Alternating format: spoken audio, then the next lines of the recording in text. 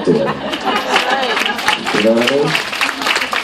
And that's, gratitude comes with self-love. You love yourself, you can feel, you have gratitude.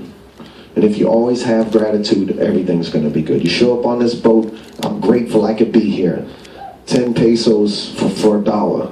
It took all 3 jobs for her to be here. She can come on the boat and say, this is bullshit, I spent all this fucking pesos. Or she could say, I'm so grateful to be here. And if you have that attitude, it's all gonna be good. It's all gonna be good.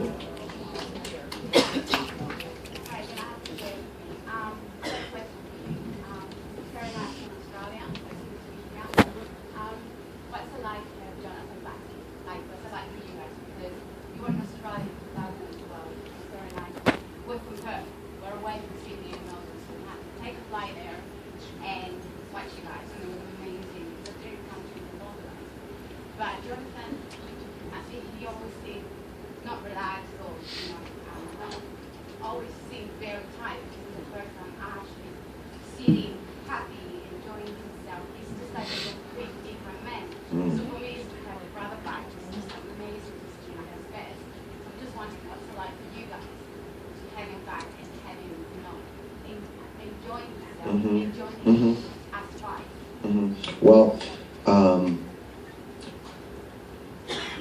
it's sort of a tricky question because, not because of the answer, but when John left, we were done anyway. You know, John left, we were in Europe, you know, promoting the record. It's the only time we went to Spain and Italy. We tried, believe me, we tried. Sorry, I'm just trying to answer what you said. But so it wasn't really like, John just was sort of like, you know, the separation was already happening. You know, it's like Dad moved out and the divorce is just a few weeks away. We all broke up a few months later. So the writing was already on the wall. We needed some time apart. Sorry, that's not what I meant. You mean John as a person? Yeah. Okay, I'm gonna get there. I got some answers. Just let me get there. Okay? My mind's present. So as far as John and the group, it doesn't matter. As far as the group being back together in John's place in it, you know, in the band and as a person, it's spectacular. It's wonderful. He almost didn't make it, you know. He almost didn't make it this time around. And I was pretty certain that if he didn't want to do it, I wasn't going to do it. I'm trying to answer, but go ahead. Siri not available. I told John, Phoenix. Uh-huh. Very, has to be turned into Washington, going to rebuild himself and becomes more powerful and more beautiful. Mm-hmm. Your nickname is the Dragon, because we have this image, this strong, and anywhere you go, you know your presence is there. Nobody not gonna like me. Okay. The siren. Mm-hmm.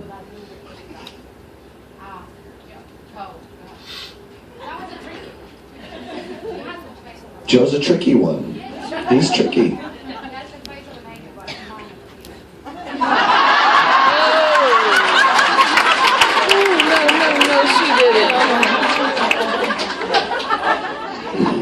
It's okay. So far, you're 4 for 4. What's next?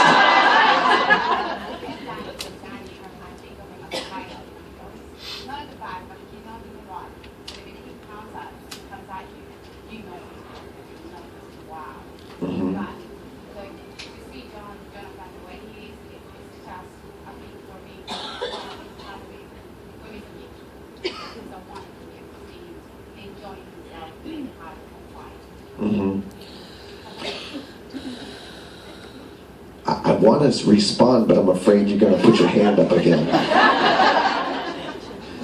I concur. I think everyone knows how I feel about John, and you know, it's the stage. It doesn't matter to me.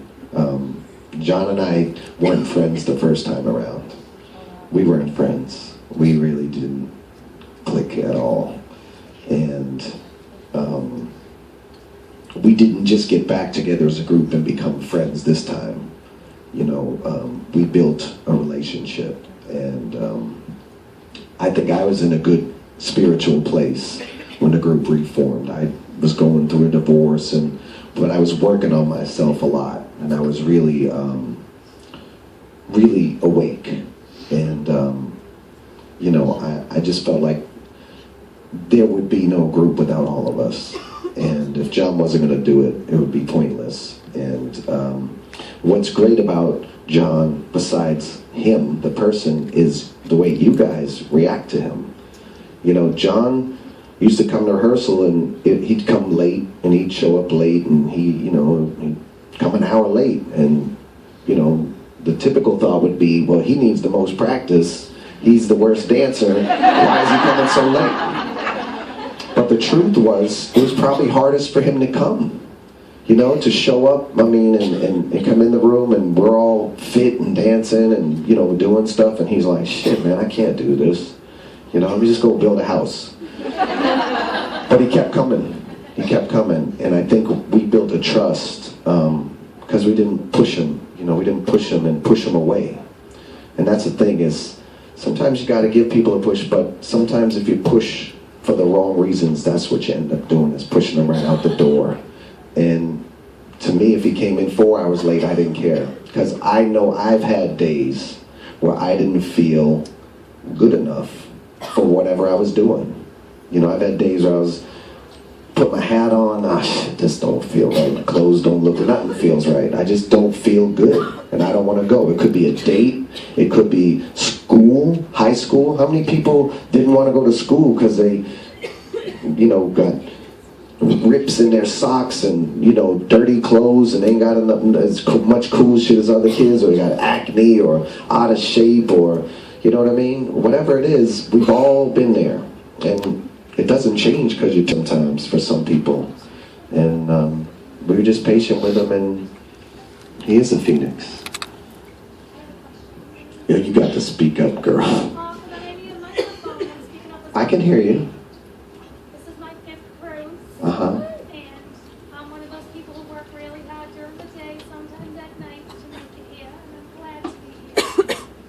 However, the last 4 cruises, we've been mostly naked. And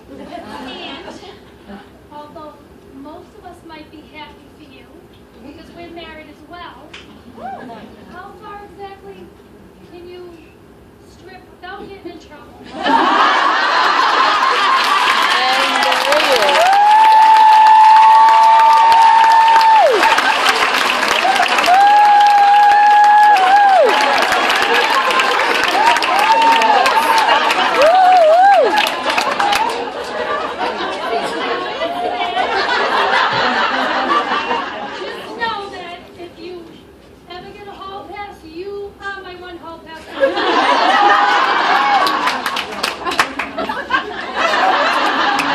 I've been engaged for a month, and you're talking about a hall pass.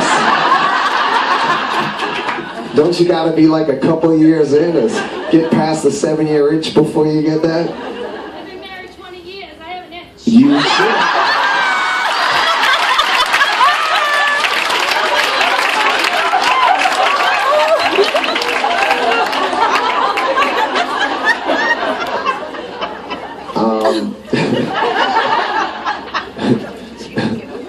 Side note first, and this is no offense to you, my love, at all. I'm not big on hall passes myself. I don't want no husbands. They don't mean it. They don't mean it unless they want a hall pass for themselves. I don't know too many husbands that really, really mean it, unless there's special marriages, you know, that swingers and shit, they do all that good stuff. And that's fine. I don't know about the hall passes, but I know as a former husband and a future husband, if I told my girl she had a hall pass, I'm lying, or I got one foot out the door already and I'm looking for an excuse to put a nail in the coffin. That's right. That's my thing. And that doesn't mean it's wrong. Hall passes, this sounds fun, but I don't want to look at some girl's husband yeah, it's just not for me. You know what I mean? I can't think that guy would respect me after that. Naked part? The half-naked part, yes. That's what we really talking about. It's what? It's been on a lot? It's been on quite a bit. Okay, well, let me clarify one thing. I won't get in trouble for taking off my shirt. Jenny went to a lot of concerts last year, and I took off my ass cleavage was out most of the night. Oh yeah. It was very naked, and kissed a few girls in the front row. I mean, she's a good sport, and look, we're a lot alike. You know, I mean, her first week on The View, there was some guy who's never been kissed before, and I'm watching, I'm like, she's just kissed him, his first kiss of his life, and I was like, shit, Sherry was sitting right there, you could have let her do it. And you know what? You know what I said? I said, good, Donnie Wahlberg, good. Look at that. Watch it again. Rewind and watch it again, you son of a bitch. You need to learn. You need to learn. If you got a woman and you love her and you respect her, you need to don't do shit that you don't like. So I don't want to see her kissing guys on TV, so I ain't gonna kiss no guys on no girls.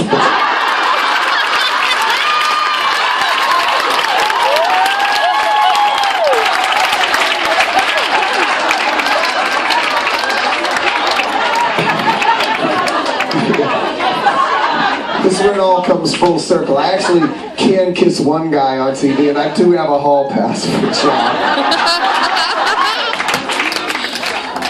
Oh my God. You know, look,